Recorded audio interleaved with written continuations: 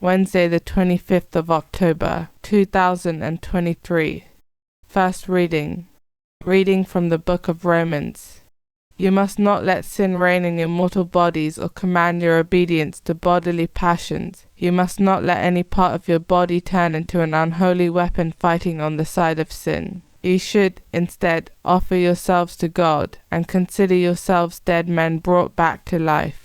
You should make every part of your body into a weapon fighting on the side of God, and then sin will no longer dominate your life, since you are living by grace and not by law. Does the fact that we are living by grace and not by law mean that we are free to sin? Of course not. You know that if you agree to serve and obey a master, you become his slaves. You cannot be slaves of sin that leads to death and at the same time slaves of obedience that leads to righteousness. You were once slaves of sin, but thank God you submitted without reservation to the creed you were taught. You may have been freed from the slavery of sin, but only to become slaves of righteousness.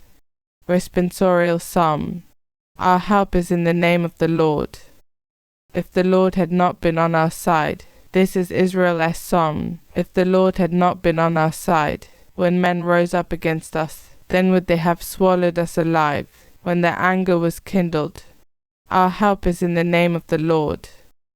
Then would the waters have engulfed us, the torrent gone over us, over our head would have swept the raging waters. Blessed be the Lord who did not give us a prey to their teeth. Our help is in the name of the Lord. Our life, like a bird, has escaped from the snare of the fowler. Indeed, the snare has been broken, and we have escaped. Our help is in the name of the Lord, who made heaven and earth. Our help is in the name of the Lord. Gospel acclamation. Alleluia, alleluia. The sheep that belong to me listen to my voice, says the Lord. I know them and they follow me. Alleluia. Gospel. Reading from the book of Luke.